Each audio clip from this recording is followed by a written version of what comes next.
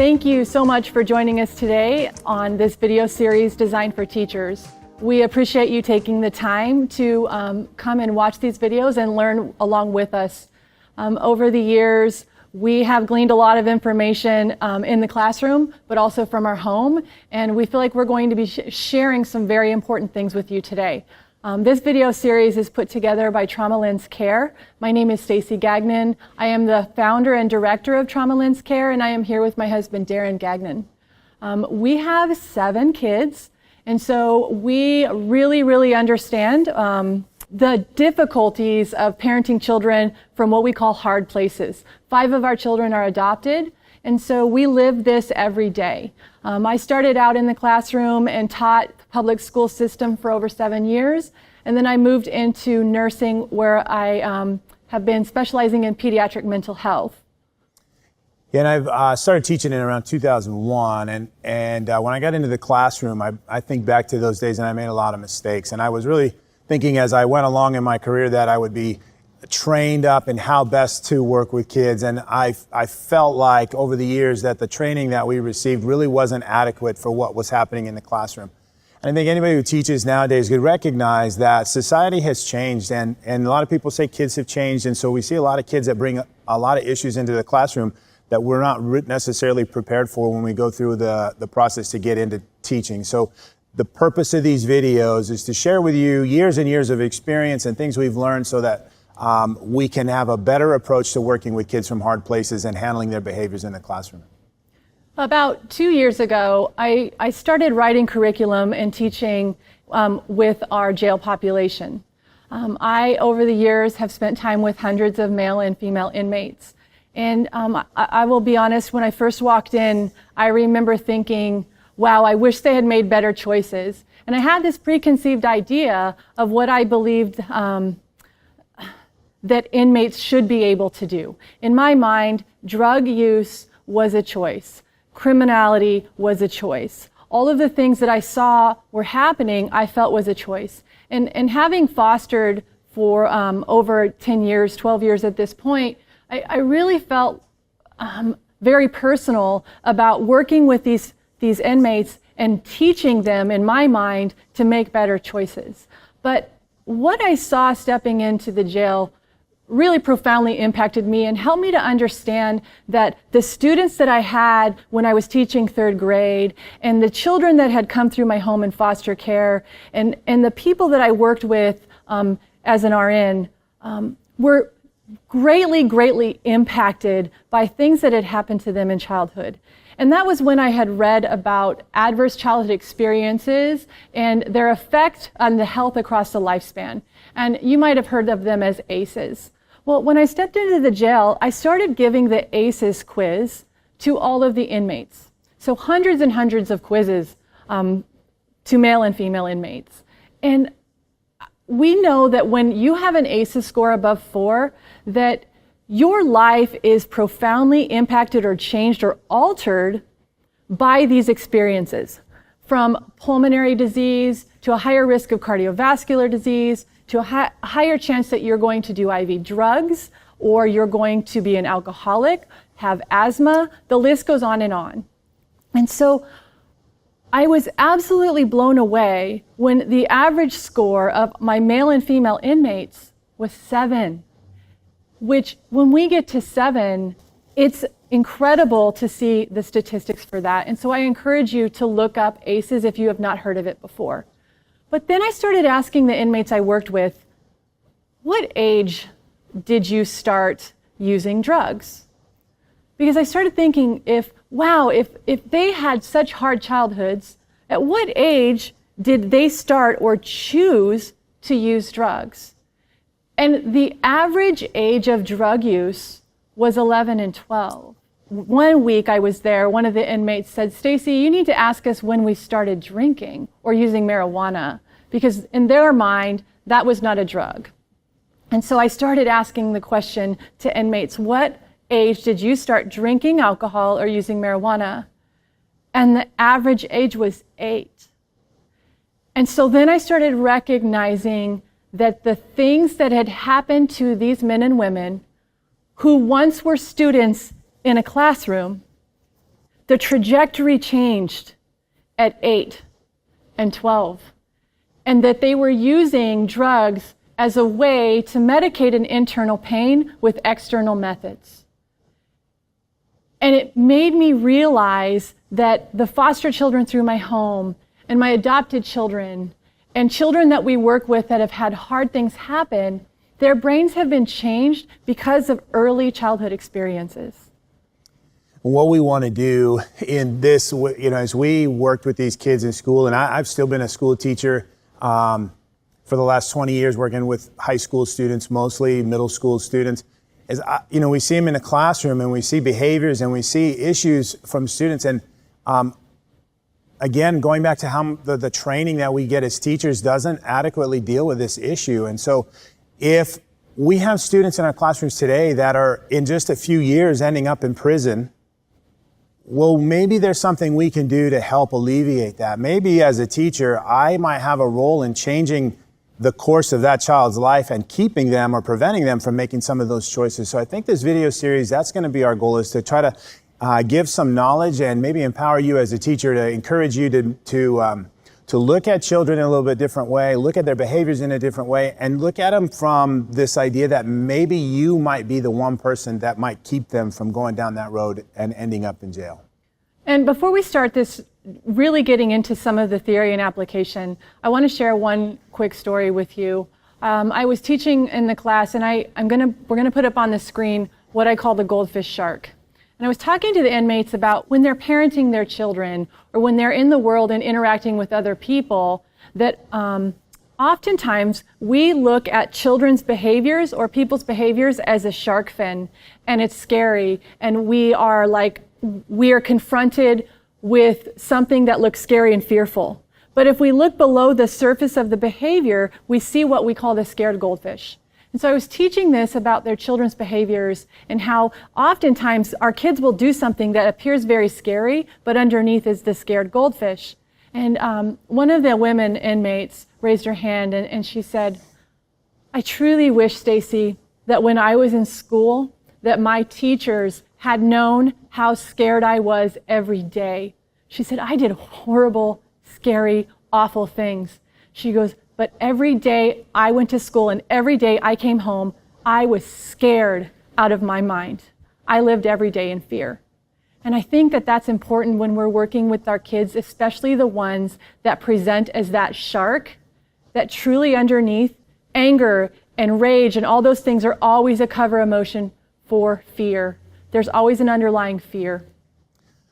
So we appreciate that you might take some time to watch these videos. We will talk about ACEs a little bit more in video 3. It'll kind of probably be a recurring thing. So in the meantime, you can certainly do some homework and some research and read a lot about what ACEs mean. But we appreciate you joining us, and hopefully you'll enjoy some of the content we get to talk about today. So one of the things that I've realized working in the nursing field, but also having been a teacher, is we always have these buzzwords. And right now the buzzword seems to be trauma-informed. Trauma-informed hospital, trauma-informed classroom, trauma-informed home, trauma-informed parenting. But what is that? What does that actually mean, and what does that look like? And so that's what we are hoping to do, is really open that up and talk about what that truly looks like to bring a trauma-informed approach into your classroom. And so I think it starts out first with defining what trauma is. Yeah, so, when as I've been in a lot of trainings with teachers, and this conversation is one we have very often. And so, depending on who you ask, there's a lot of experts, and you probably have heard of some of them, guys like Bruce Perry, a guy like maybe Brian Post or Karen Purvis at the Purvis Institute. They all have a little bit of different take on what trauma is, but all of them overlap in the area.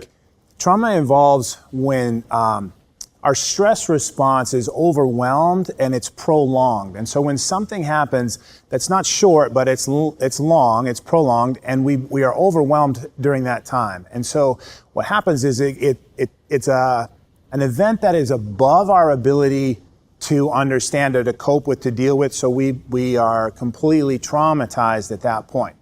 The challenging thing is, some people who have experienced trauma don't like to call it trauma, and other people will call it. So, you kind of have this conversation about big traumas and little traumas. And for a child who's maybe 4 or 5 years old, the divorce of their parents can be an incredibly traumatic experience. There's fear in not knowing what's going to happen. Am I going to be with mom? Am I going to be with dad? And like, that's a scary event. A divorce for a 19-year-old, if the parents get divorced, they're not going to have the same effect. And so those traumas, death of a family member, maybe a move across the country, those can be really challenging for younger kids. But then when you talk about big traumas, you get things like terrorist events, natural disasters, floods and hurricanes, things like that. So when we look at our kids in the classroom, the challenge is, how do I know if my kids have experienced trauma? I have 30 students walk into my class, and I work to get to know them. And how do I know if they've experienced trauma? And so I think we need to kind of identify that.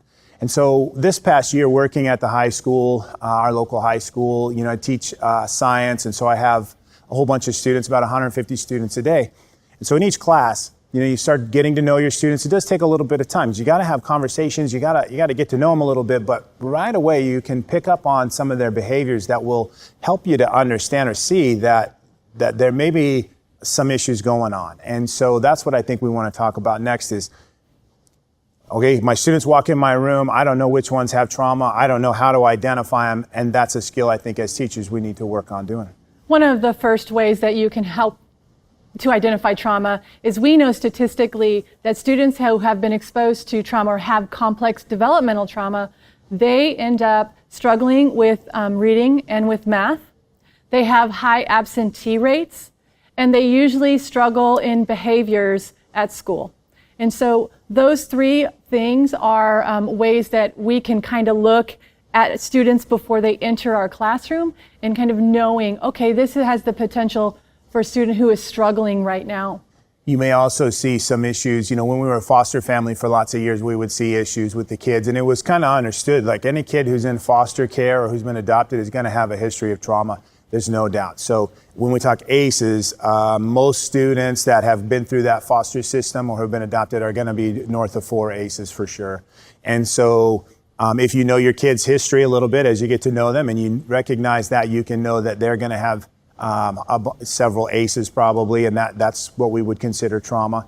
And then when you see kids who maybe their relationships are challenged, they're not able to be real, they don't fit in well with other kids, or they have a short fuse, they get angry real fast just like that, or you ask them to do something and they don't kind of respond in a typical way, they give you attitude, or maybe they just give you some pushback. And so what we say is scared kids do scary things. And so why would a kid be scared unless they had some things that might have happened to them outside of school? And I think most teachers would recognize, like, yeah, kids have scary things happen at home and it affects them a little bit at school. Well, we want to go a little bit beyond that and say that it doesn't just affect them a little bit. It changes everything about the way they interact with their peers in school, about their ability for their brain to actually absorb information. So I think this is so critical for us as teachers because we need access to their brain. And so we need them to be calm. We need to have a good rapport with them. So it starts out, I think, with being able to identify those students who have a history of trauma. Knowing just from parenting my children, but also being in the classroom, there are two things that I always look for as a teacher and even as a parent. Number one, the kids in your class that rewards, sticker charts, time out at recess, those things, that it doesn't work. Typically, that's a kid that has experienced some trauma.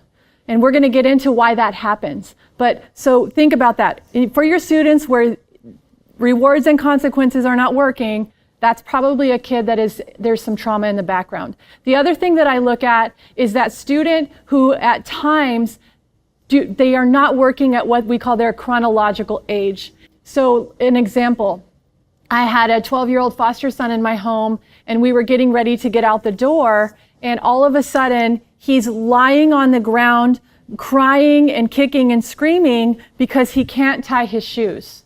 Now, he's 12. He is developmentally 12 as well, but in that moment, he is emotionally a 3-year-old.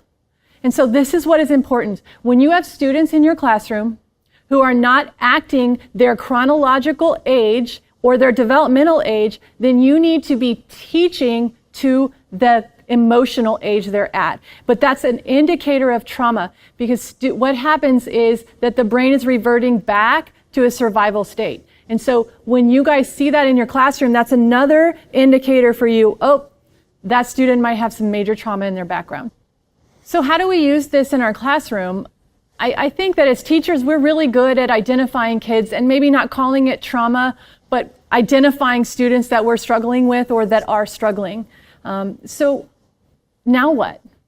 Well, one of the things that I've learned over the years is that this is the hard part. This is where the rubber hits the road. And so we know that statistically in your classroom, about 30% of your students will have been exposed to trauma. They will have had something that has overridden their stress response system at some point. All right? And so I would like to have you use this analogy in your classroom. And I've done this with lots of teachers. If you take your class and you are looking at front row, middle, and back row, I want you to categorize your students into 3 sections.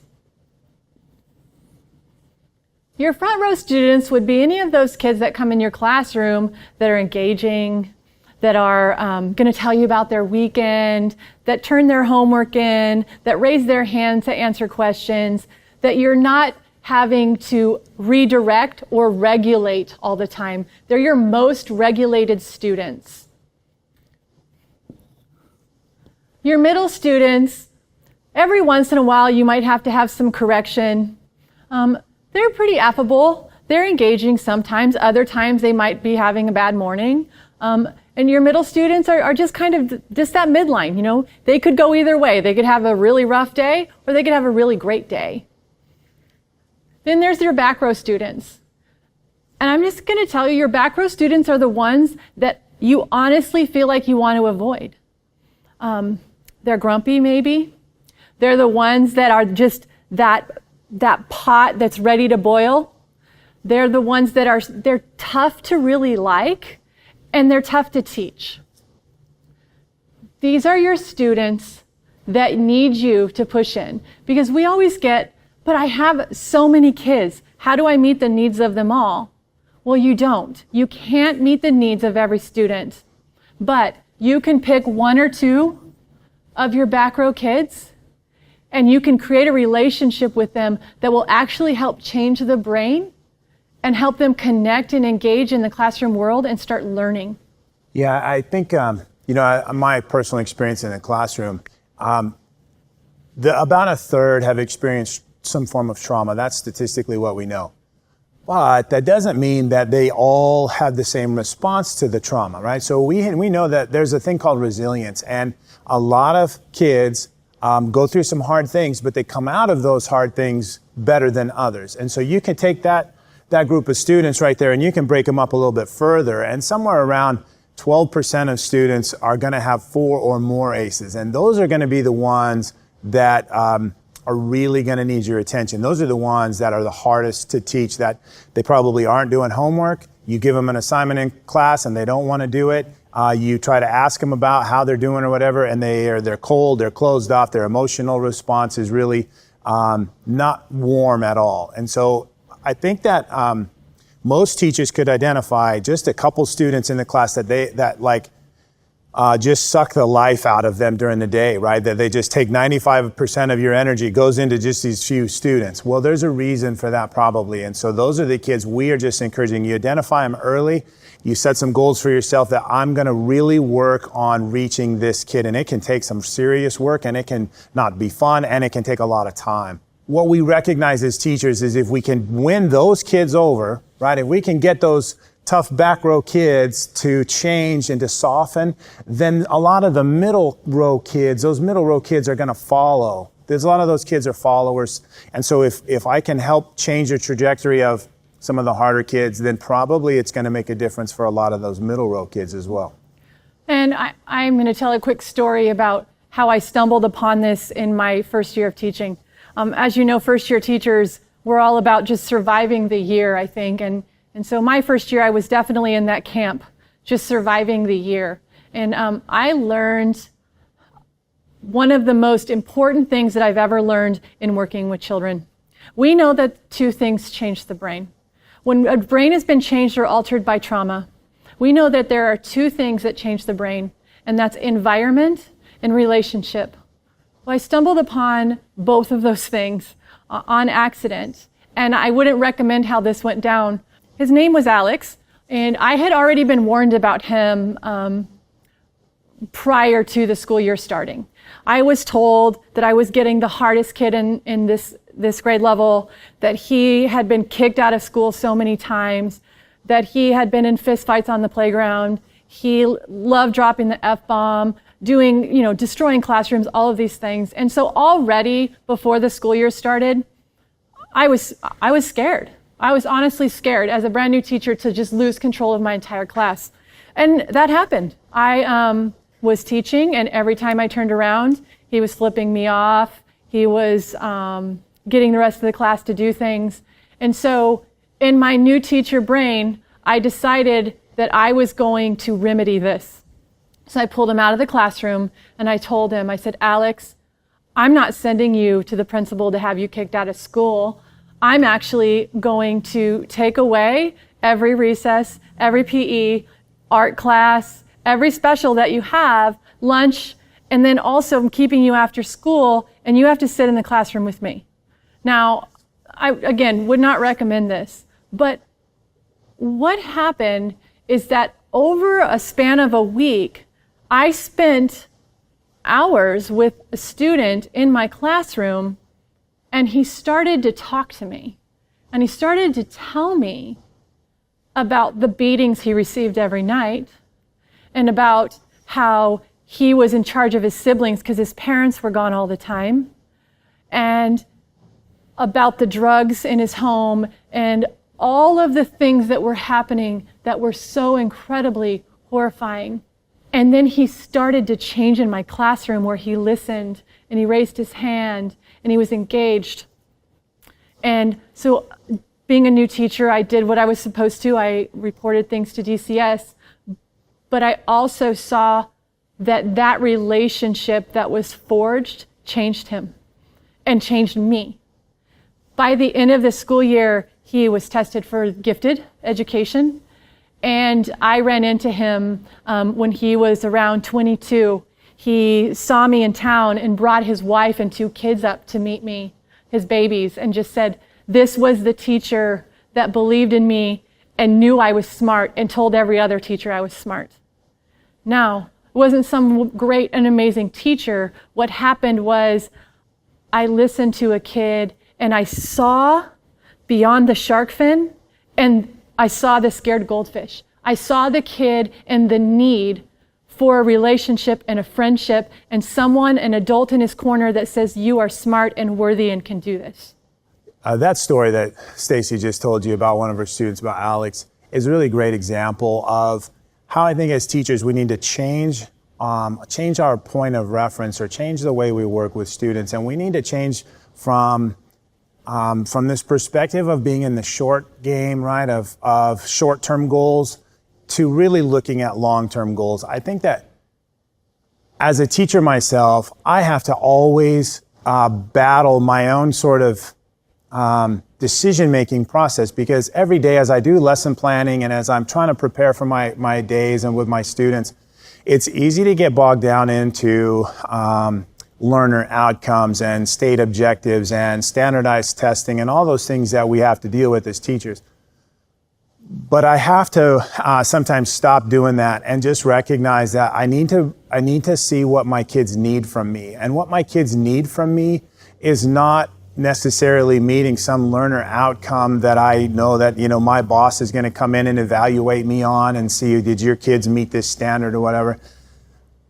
I know this is a tough one for teachers because that is the way we get evaluated. But my goals personally for my students in my classroom are long-term goals. I want my students to look back at the end of the year and go, man, I appreciated what Mr. Gagnon did for me. I appreciated that he listened to me, and that they walk away with a relationship that is ongoing, and that maybe I help them overcome some of those challenging things. And if I have that long game in mind with my students, someone like Stacy said about with Alex, like, I want my students to be changed as a human being when they leave my classroom, not just know some more science, not just be able to read a chart or a graph. I want them to to have a change of heart, sort of, and to recognize that that I see them for who they are, and I see them more than just as a student in my classroom that I'm going to push on. And so, what I think we need to not do, and what's easy to do, is I just need to get them through my class and then let them get on to the next class and let someone else deal with them.